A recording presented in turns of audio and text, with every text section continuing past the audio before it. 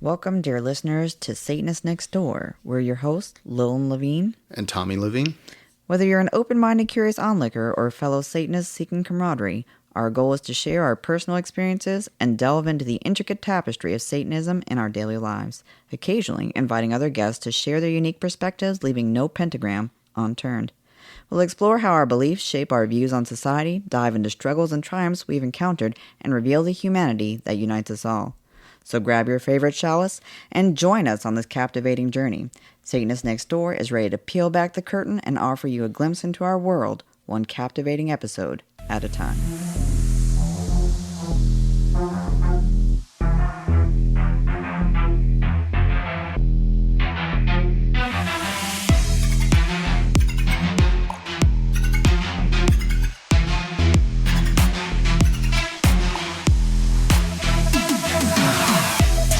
Hello and welcome to another episode of Satanist Nextdoor. Before we start this episode, I want to put a sensitive content warning on this one. If you are somebody that is bothered by the subject matter of sexual violence or the prevalence of what we've seen as a rise in pedophilia, this might not be the best episode for you. We are going to be covering these subjects and our feelings on them. And so if this is an episode that could bother you, then I would say probably shut the podcast off now and we can always catch you on the next one. But we have some very strong feelings against what we're seeing out there, and we wanted to make those known. All right. So this really comes about because recently we were involved in a discussion panel where tons of different topics came up. All the rest of them were pretty good, but one individual decided to kind of go into the topic of pedophilia and how it is a misunderstood thing in society, that people aren't accepting of the fact that those who struggle with pedophilia, exist and they should be understood. Yeah. Plus a couple other. Yeah. And then we saw some things on social media that were also around the same stuff. And it's not new. I mean, this conversation maybe made it a little more just relevant and just made it more obvious that this is a bigger situation. It's not that it hasn't been a bigger problem. It's been a big problem. But we started looking and seeing, there's the reports of all the assaults that are happening in religious institutions and, educational institutions and within law enforcement. And there's just been so much going on, and I think it gets lost that people are aware pedophilia is a problem. People are aware pedophiles exist. But where we start to have an issue is when people start saying, well, think about the pedophile. Okay, I can't help but not, know that they exist. However, my care stops at the point that I feel for them. I'm sorry that they've been afflicted with this issue, but they are dangerous and they need help. And I do not want to invite them into any community, no matter what it is, religious, political. There should definitely be boundaries because of safety situations. Yeah, I mean, we've seen this sort of drumbeat from the Christian nationalist and evangelical side, which has, they're always trying to push the narrative of the LGBTQIA community are pedophiles, drag queens are pedophiles, Satanists are pedophiles. I mean, Satanism has been fighting against being called pedophiles since for 60 years. I mean, it was part of the Satanic Panic where there was all these false claims and shit like that. And so, we have always been very vocal about this subject as well. And so for me, whether it's online, whether it's on any sort of a discussion panel, whether it's a one-on-one conversation, I do not give a shit. There is no room, absolutely zero room for pedophiles or MAPS or NAMBLA in any sort of community. It's just not there. And a little history, this in the 80s, late 70s, early 80s, actually I would say all the way through the 80s, they tried to attach, this isn't the first attempt to try and attach to the LGBTQIA community. There was an attempt by NAMBLA to try and attach with gay men, and they were rejected. Rightfully. Rightfully so, and forcefully so. It didn't work. they rebranded as MAPS, minor attracted persons or something like that. You know, and again, rejected. The LGBT community is very, very, very clear. They are not a part of that community. As Satanists, we're very clear they're not a part of our community. Everything from the Satanic Bible to where it says it straight in the 11 rules. Do not harm children. To the Temple of Set, to TST with bodily autonomy and needing consent and all of that sort of stuff. You could look at the 7 tenets, and a lot of them cover personal sovereignty, bodily autonomy, and consent within them. So there is no room in the majority of things. I don't care if you're in any left-hand path organization. And I don't understand how any other religious beliefs make room for it, but that's not up to me. But most of these organizations that I'm aware of, most religious beliefs, they have a hard line, and they should. And if they don't, well, that's another problem. But yeah, like I said, it was a conversation that came up, and then I saw all the other conversations that kind of went around it, and the normalization of understanding that these are still people, and they should get care and respect, and no. They should get care. They should get mental health care, which sucks because here in the United States, mental health care is not taken seriously. There's not a lot of good care. There's a lot of concern around inappropriate practices for care. So I get that there are challenges. That aside, the only place that these people need to be accepted is in care of professionals who are aware of the affliction that they suffer with and can help to protect the greater community at large, specifically children who are incredibly vulnerable, especially to adults, because they're always told, listen to adults no matter what. And that brings up a lot of issues, you know, because child sexual abuse is the most underreported thing next to just violence of sexual violence, and that encompasses so many things. Like, men don't report violence because they're stigmatized, women don't report violence because they're stigmatized, but children are essentially taught that they do not have a voice. Yes, and they're taught that adults are right, and then they're threatened, you know, if you do tell, then this is going to happen or that's going to happen. And so yeah, a lot of these do not go reported. So, you know, there's people that will argue to the distinction between, you know, somebody who has acted out and somebody who hasn't. And to me, both people are a threat. You because you have not acted out yet does not make you not a threat to me.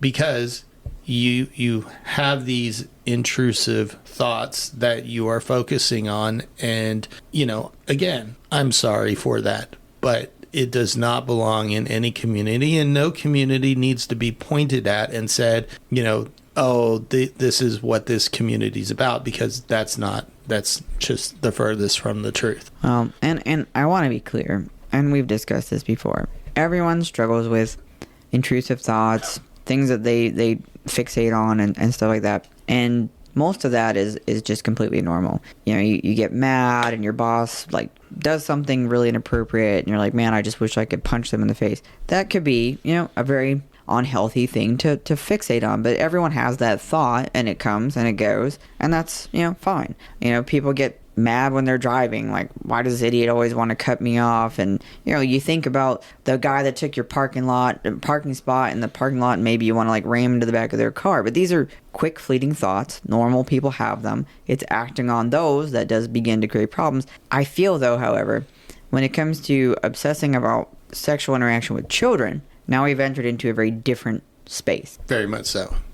And to me, an action doesn't have to be a physical action. To me, an action is I downloaded a picture or a video or something like that. If you downloaded a picture, if you downloaded a video, you acted, because behind that picture, behind that video is a victim. And there is no ands, ifs, or about that. There's no explaining it away. There's no, maybe it's okay, maybe it's not. No, it is not okay. It should not be accepted, and it should not be normalized, and it should be not be welcomed into any community. No. Period. Yeah.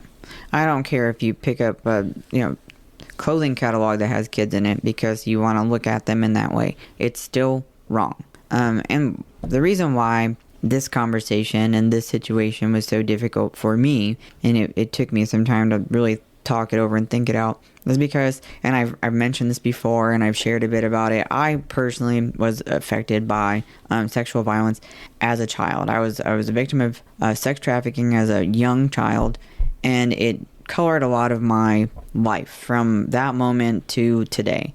And it affected everything from, relationships to being a parent myself. Every time my kids would be out of my sight, I would be afraid that something bad could happen to them, especially around that. We, when our kids would start to go play with other kids and they'd be out a little longer than they were supposed to, I would begin to panic. And, you would often say, hey, this is normal. Kids are late. It's okay. But it would be very traumatizing for me because all I would do is fixate on, the worst possible scenario. And understandably so. Yeah. Yeah. The negatives are things like that. The way it affects my relationship with you, the way it affects my ability to engage in normal, healthy things, especially around sexuality. The fears I have around every time my kids are out of my sight, and the extreme anxiety I feel, even for adult kids. Sometimes I'll just find myself thinking about, oh my gosh, what if, and are they okay? And just the panic that will sometimes come from that. And I've done a lot of work to move through that, and I feel like I'm in a really decent place in my life. I have a very good life that I'm very happy with. I didn't know, younger me didn't realize that would ever be possible. And so that's something I want to make sure people that have suffered from this understand, is that that horrible place that you might be in today where it feels like it will never get better, it does pass. It doesn't ever fully go away, but you can have normal, healthy life and relationships, and you can go on to do normal things. It just takes some work, and it takes a lot of understanding, and it takes a lot of, self-care and kindness to yourself. And I would say it also takes not surrounding yourself or having people in your community that are either, I hate to use this word, but it's a word that I've seen bouncing around online, that Maps use, coming out as pedophile. There is no coming out as a pedophile. It is not a sexual orientation. No. Pedophilia is not an orientation. It is an illness. People do suffer from it. It is sometimes, something that's forced on you because you were assaulted, and then you go on to fixate on these kind of thoughts. And some people are just this way for whatever reason. I don't know. It's got so many different aspects to it that one can't pinpoint any one specific thing. There's so many different reasons why people end up dealing with this. That said, those are things that those people have to deal with in safe, constructive ways. And it's very challenging for me because I don't feel like people who suffer from pedophilic fixations will ever be safe. No. I want them to be able to live lives just like I want to be able to live a life, but I need to know that they're not in a space with kids or vulnerable people who they can go on to harm. And this goes for anyone with extreme violent sexual thoughts, regardless of who they're on and what they're about. You don't belong around the people that you're fixating on doing those things to. The one exception that I will very clearly make, because I don't want to make people feel self-conscious, if you're involved in a healthy BDSM community with consenting adults, that's very different. Provided that you're following safe, healthy sexual practices and you're not harming people without their consent, and it's not a mutual relationship. If you're doing things that are intentionally designed to harm people and that's not something that you guys are very clear about, that's not okay, regardless of the reason, regardless of why it's something you deal with.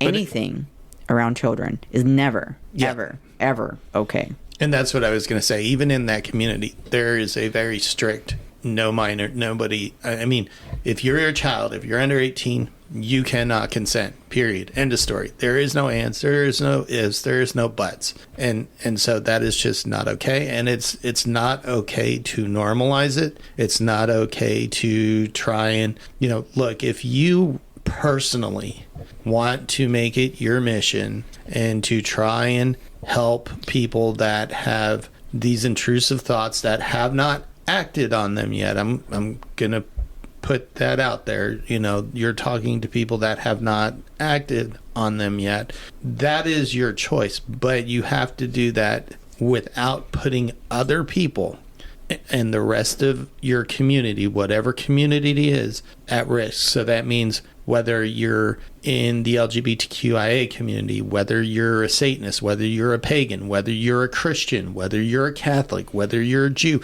no matter what community you are a part of, you cannot just welcome these individuals in and believe that it will be okay because Jimmy hasn't acted out yet. Right. No, Jimmy's a threat. And pedophilia isn't just limited to men. There are female pedophiles as well. So I don't want to sit there and pretend that there isn't. Right. But the issue is anyone that has a fixation, and it doesn't have to be intrusive thoughts. It could be any sexual fixation on minors, anyone under the age of 18, needs to be under some sort of supervision, honest with themselves, honest with others, and to do the right thing, which is to stay away from the temptation that they are struggling with. And I'm sure that's difficult. Society is very intermixed, ages and stuff, but sexual abuse on children has no boundaries. It doesn't matter your, gender. It doesn't matter your ethnicity. It doesn't matter your wealth bracket. There's no boundary on sexual abuse and assault.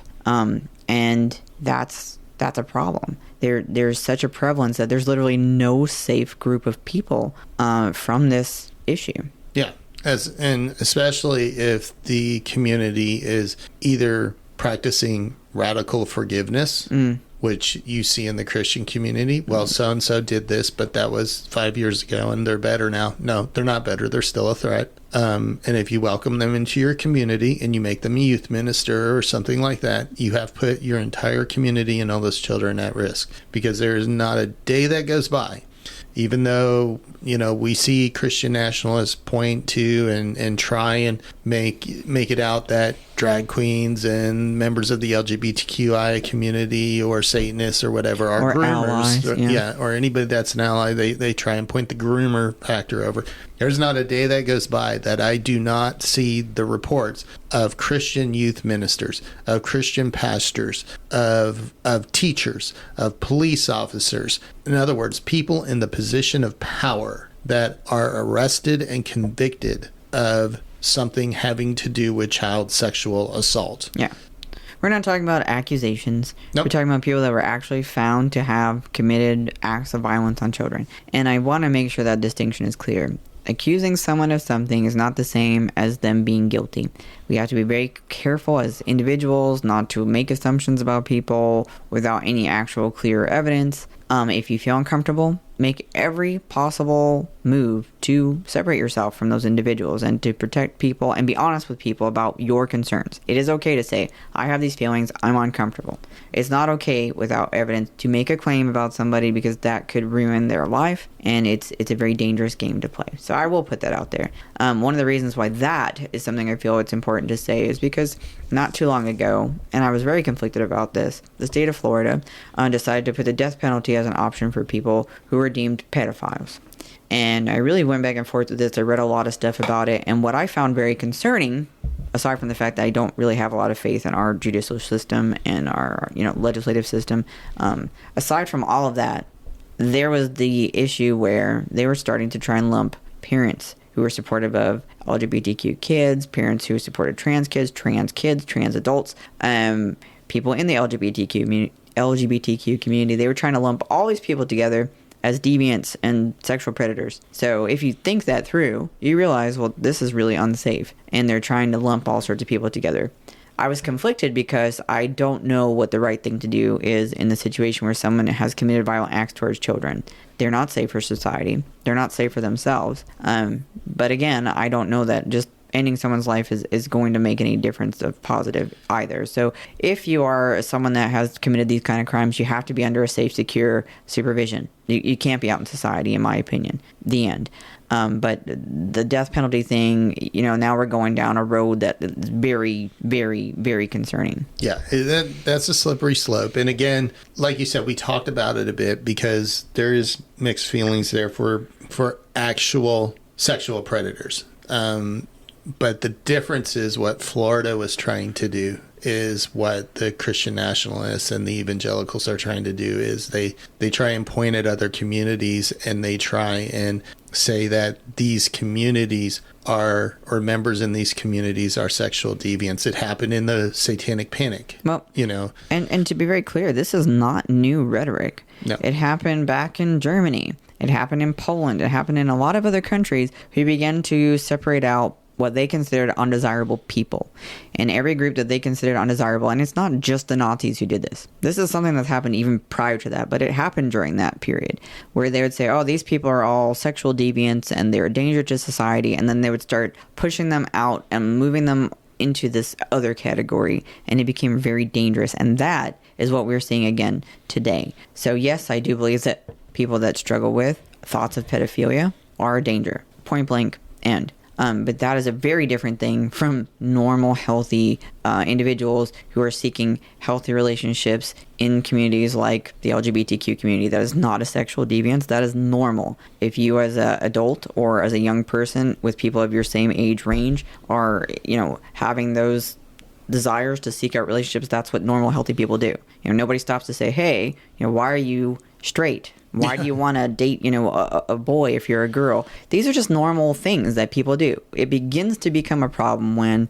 you're having a giant imbalance where you're being dangerous to other people without their permission. You're trying to force yourself on people, where you're trying to control people, and especially when you're an adult pursuing a child. Yes, that is never, ever, ever, ever, ever okay. And again, like I go back to, acting out is one single picture. Mm-hmm. Acting out is one single video. It does not have to mean that there was a physical interaction, because behind that one single picture is a victim. Mm-hmm. And so, sometimes people get lost in that because they have this empathy or compassion for people that are struggling. And again, I'm sorry if people are struggling, but yes, you are a threat. That, if you are a pedophile, if you're part of MAPS, NAMBLA, whatever it is you want to call yourself, if you're a pedo apologist, you're a threat. Mm-hmm. Because you are okay to normalize that behavior, and that behavior should never, ever be normalized. It should never be looked at as, oh, okay, you know what, we're just going to help this person, or they were struggling or having a hard time. No, there is a child victim there, and at that point they need to be removed, whether it's into a facility or something like that, from the general population of society. And therapy doesn't mean they go once a month and talk to somebody. These people are extremely dangerous. I'm not going to discuss the cadence at which people need to seek help, because if you're at different points in your personal, whatever controls that you're putting in place to protect other people, that's not up to me. But if you're actively having persistent thoughts, obsessive thoughts, if you're struggling, you should be being seen on a routine basis, because at that point you're at high risk to others. And I would argue even to yourselves, because I know from what I've seen, a lot of these people that do go on to harm people, then it becomes a perpetual cycle that they suffer with some of the things they do, which does very little to the people that they've harmed and essentially killed at that point in their life. Yeah, and I do believe, I truly do believe that there needs to be a lot more research put into this. Yes.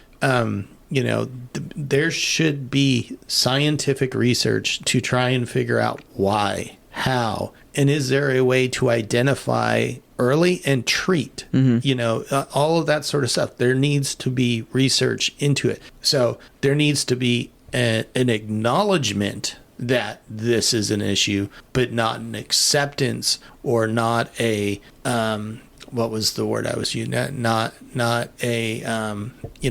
making it so that it is acceptable, or that it is just a normal thing. I'm not going to do this whole I'm coming out as a pedophile. Don't disgrace other people who have struggled and agonized over very normal, healthy feelings to pursue normal, healthy relationships. You're not coming out. You're a danger.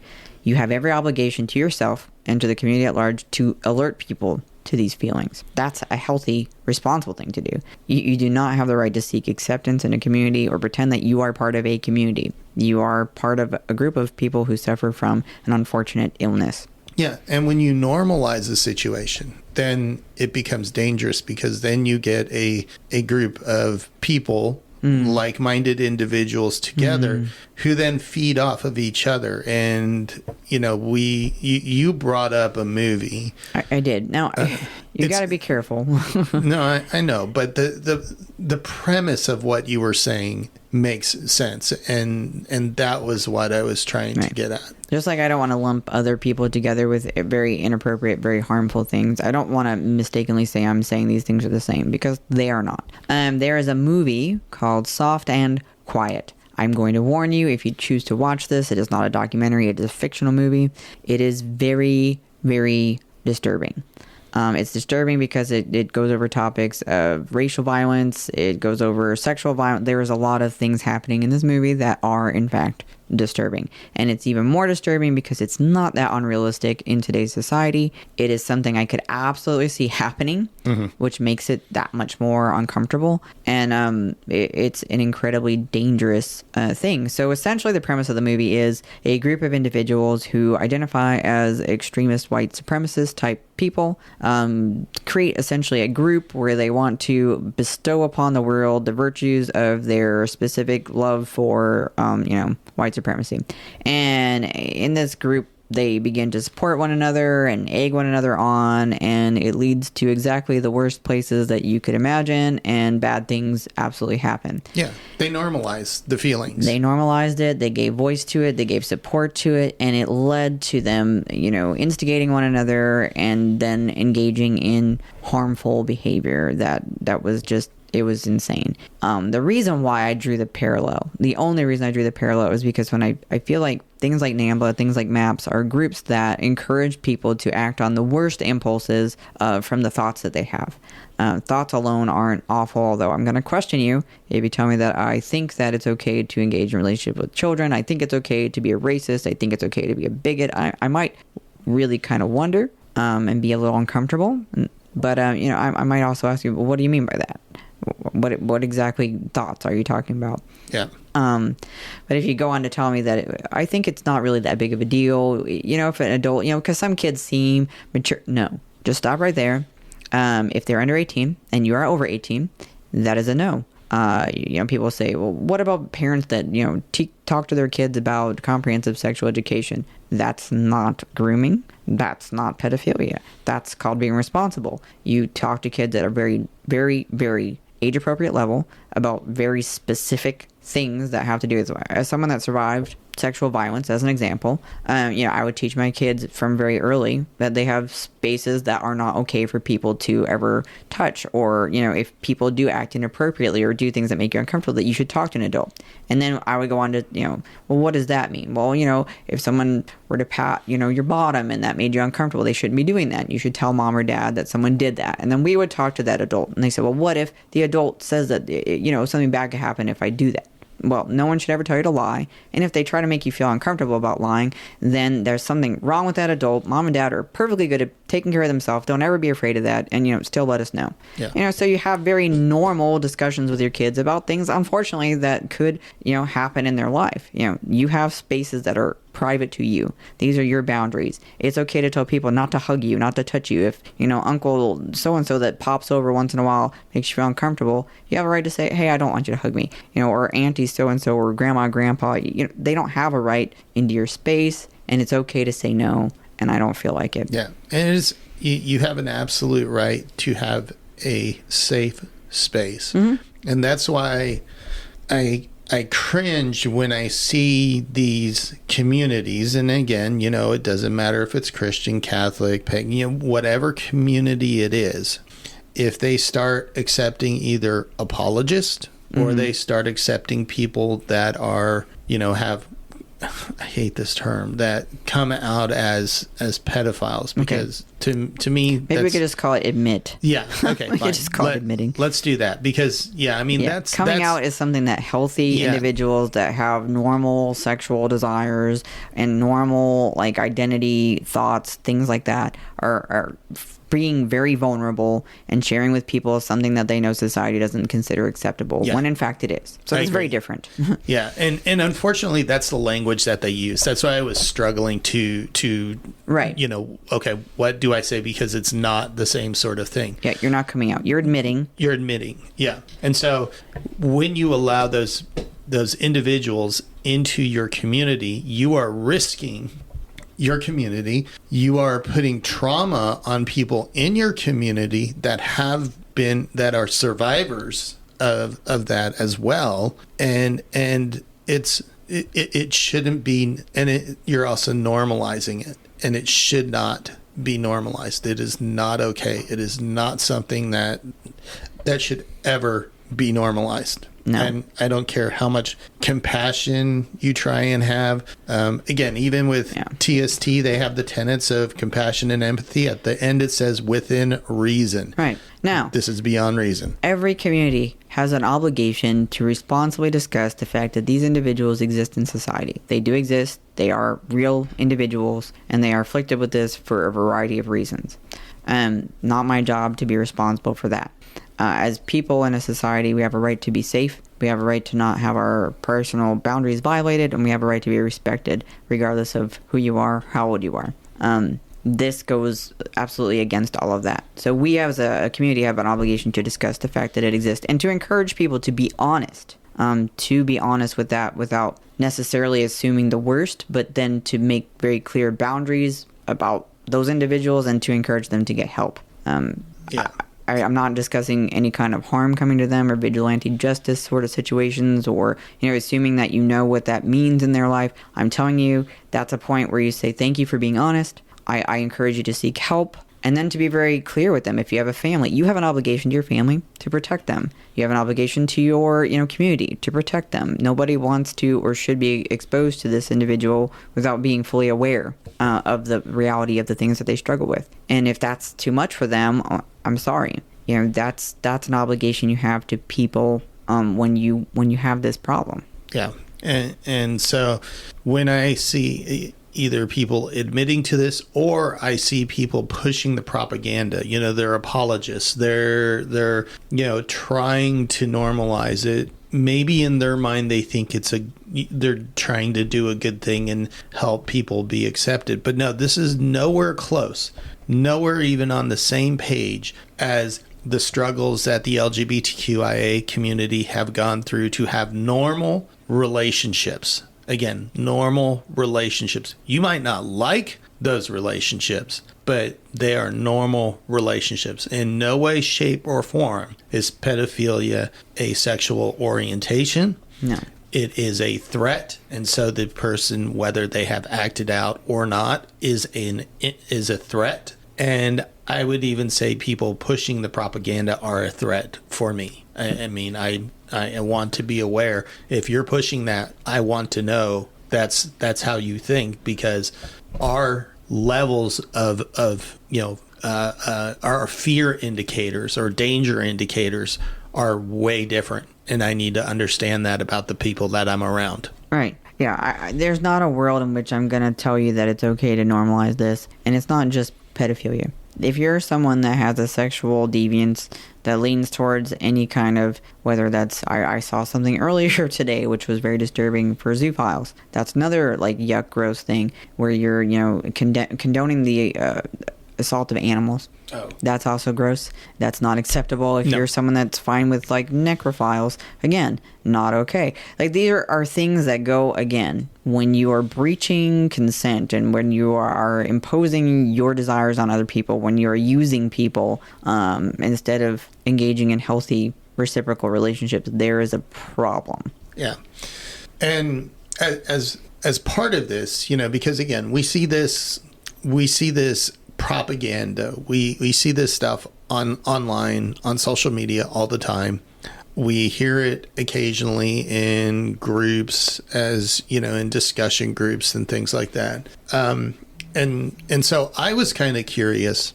So I talked to our children who are teenagers, and one of them is an adult.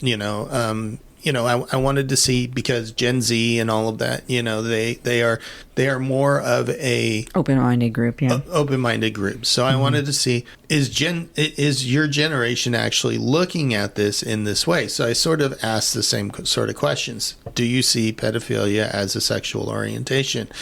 Do you see these people as a threat, whether they've acted out or not? And do you think it's okay to add individuals like this to a community in order, whether you're trying to help them or not? And it was amazing that both of them asked independently. They were nowhere near each other. It was totally different days.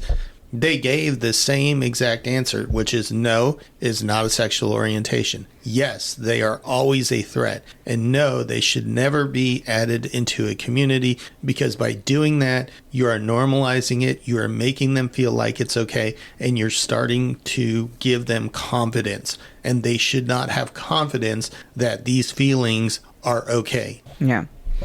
Yeah, I've seen lots of different arguments about why it's damaging to treat people who struggle with this in certain ways. I saw some really not good comparatives drawn about, this is exactly how people used to talk about the LGBTQ community. Nope. Or immigrants. Oh my gosh, yeah. And I had to be very clear. That's another community that's been very harmed by this crappy narrative that people try to say, well, these people come over here and do these horrible crimes. No. Every single group in human existence has people that have sexual deviancies, and among them will always be a portion of pedophiles. Doesn't matter what the group is. Doesn't matter the gender. Doesn't matter any of the socio-political, socio-economical. It's not a barrier for people that struggle with this. But they don't belong to any of those groups. They are their own group of people with this issue. They're not a society, they're not a community, they are a group of people who share the same affliction and should be treated with caution. And they should be treated. We need better medical care. We need better access to medical care. We need better, screening processes in prisons, screening processes in different portions of our society. We need better options for people that struggle with the unhoused community, because there are people that have these issues that are not able to function. We need to be able to recognize that these people are dealing with that, and to find safe ways to help ensure that they're getting the help they need and they're not a threat to other individuals. Yeah. And the one thing that I've always been able to hang my hat on, well, I shouldn't say always, because since I've become, in the 30 or so years that I've become a Satanist, that I've been able to hang my hat on, is that in no way, shape, or form has Satanism or Satanists ever accepted pedophilia.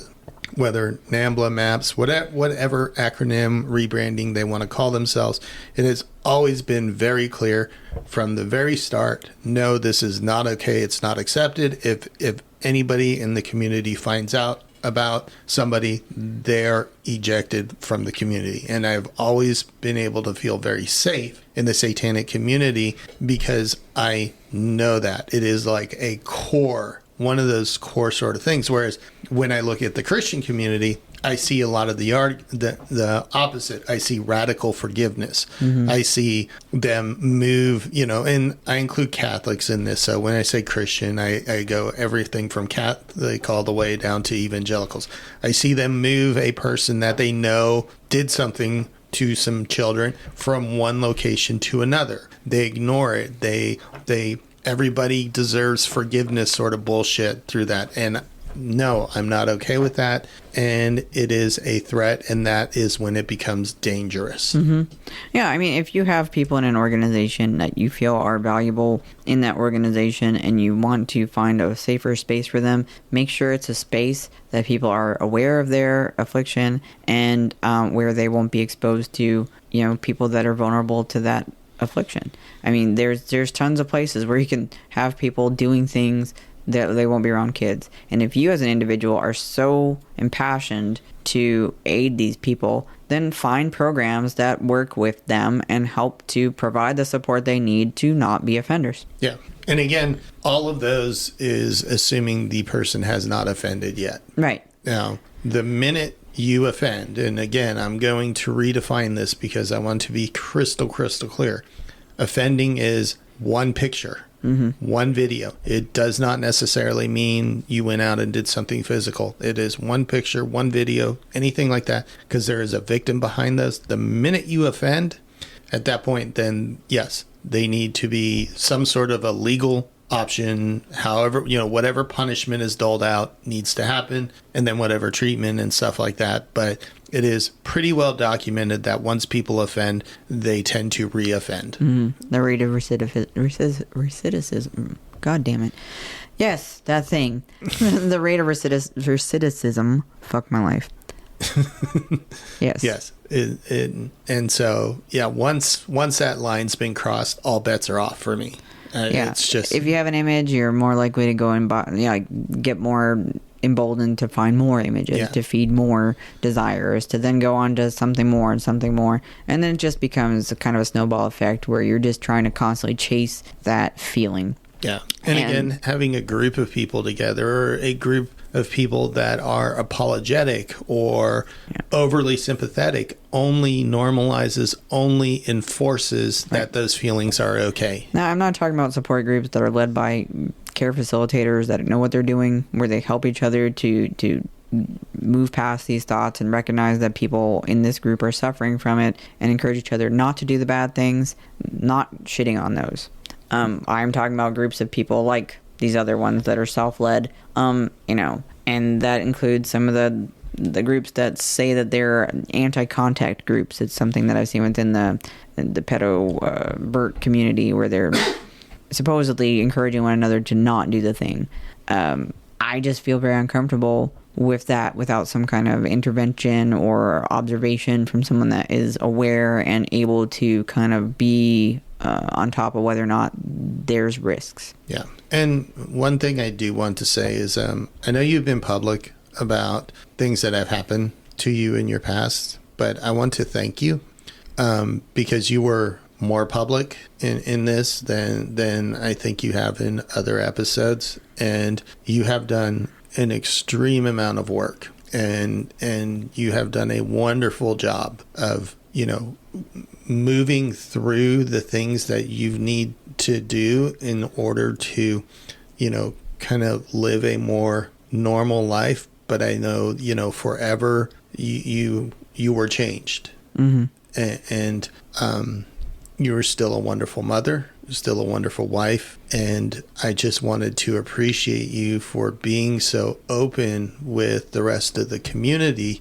because I think it's helpful for people to see that there is life afterwards. Yeah, I hope it is helpful. It's not to say it's not without its challenges and difficulties, but there are so many people that are struggling right now, that maybe even still going through abusive situations, and they are afraid to speak, or they cannot speak, or people that never want to actually share that this is something that happened to them, and that's their right. They hopefully are getting help from someone and able to unload that burden somewhere safe, because it's a lot to carry. But whatever your process, wherever you are in that process, you have every right to it, as long as you're not harming yourself in a way to try and cope, because that's when things can get really ugly. But, my hope is that by speaking out, that I can help people recognize that they're not alone, and that there is a future. And, years ago when I was starting on this, I didn't know that there would ever be a positive later. It was always the horrible things happening now, and there would never be a different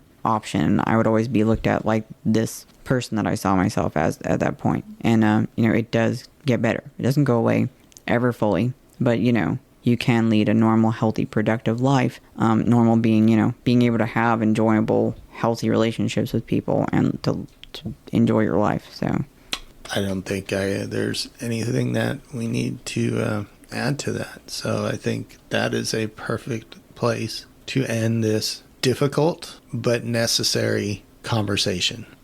So with that being said, hail Satan, everyone. Hail Satan.